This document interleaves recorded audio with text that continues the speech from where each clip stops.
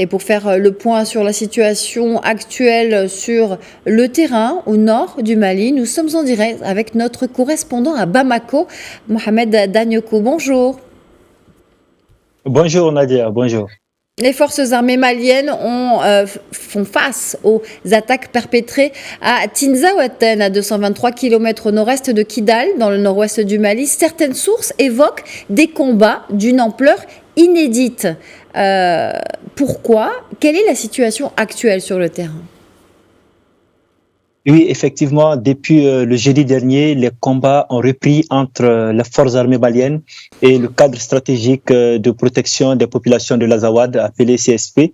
Il faut noter que ce groupe-là a été en tout cas bouté de ses bastions en fin 2023 et aujourd'hui ils reviennent en force.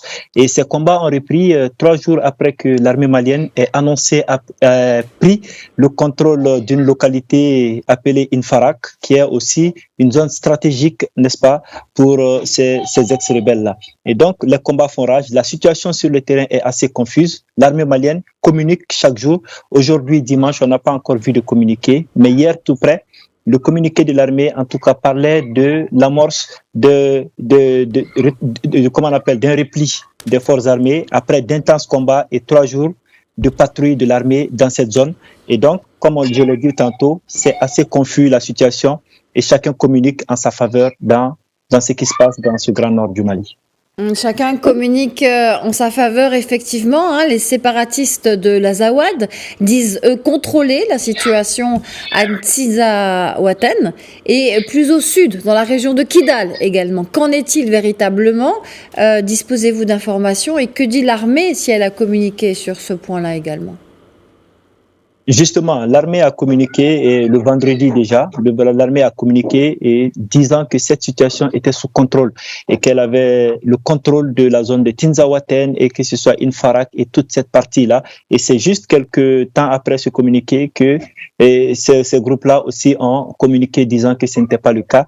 Mais comme je l'ai dit, à l'heure actuelle, le dernier communiqué de l'armée fait état de l'amorce, n'est-ce pas, des unités qui étaient sur place ont commencé à rétrograder parce qu'après 3 jours, n'est-ce pas, d'intenses combats et ils ont commencé à rétrograder. Et l'armée a même communiqué sur les bilans dans cette zone-là avant-hier et disant que du côté des groupes armés terroristes, il y a eu une vingtaine de morts et de nombreux dégâts matériels et des armes saisies. Et du côté de l'armée, il y a eu 2 morts.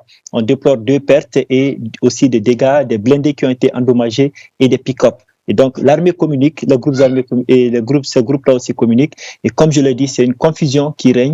Mais toujours est-il que les combats sont d'une intense violence dans cette partie du pays. C'est pourquoi d'ailleurs, dans son dernier communiqué, l'armée a appelé les populations à se départir de ces groupes-là pour éviter, n'est-ce pas, d'être des victimes collatérales de ce qui va se passer. Surtout que l'armée utilise des vecteurs aériens et a affirmé avoir en tout cas détruit 5 sites dans cette partie-là. Une violence sur le terrain, la guerre avec les armes, la guerre avec les mots, on le comprend lorsque vous nous expliquez ce qui se passe sur le terrain. Mohamed Danyoko, depuis 2012, le Mali fait face à une expansion terroriste créant une crise plurielle, sécuritaire, politique, économique, humanitaire. Est-ce que l'alliance des États du Sahel avec le Niger et le Burkina Faso impacte la stratégie de Bamako pour faire face à cet enjeu névralgique que représente le fléau terroriste au Mali, mais dans la région aussi? Alliance au départ, mais aujourd'hui confédération, comme on le sait depuis le tout premier sommet de ces pays tenu à Niamey et le mois dernier. C'est une confédération et donc qui dit confédération parle de vision commune, notamment sur le plan sécuritaire. Ces 3 pays s'entraident, notamment dans la zone des 3 frontières. Mais aujourd'hui, ce qui pose problème dans cette partie, c'est que c'est à la frontière avec l'Algérie. C'est à la frontière avec l'Algérie.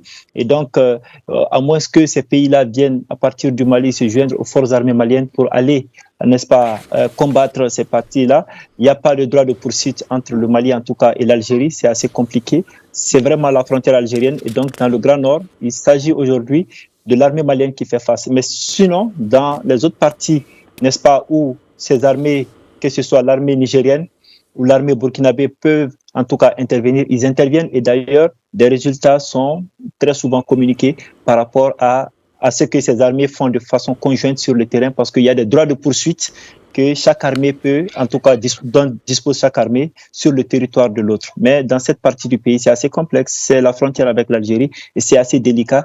Et donc, vraiment, c'est l'armée malienne qui est, en tout cas, face à des groupes terroristes bien armés et bien équipés aussi. C'est pourquoi les combats durent autant et font des victimes et sont d'une violence inouïe. Mohamed Danyoko, correspondant de Médien TV à Bamako, merci d'avoir répondu à nos questions. Merci beaucoup, Nadia. Merci.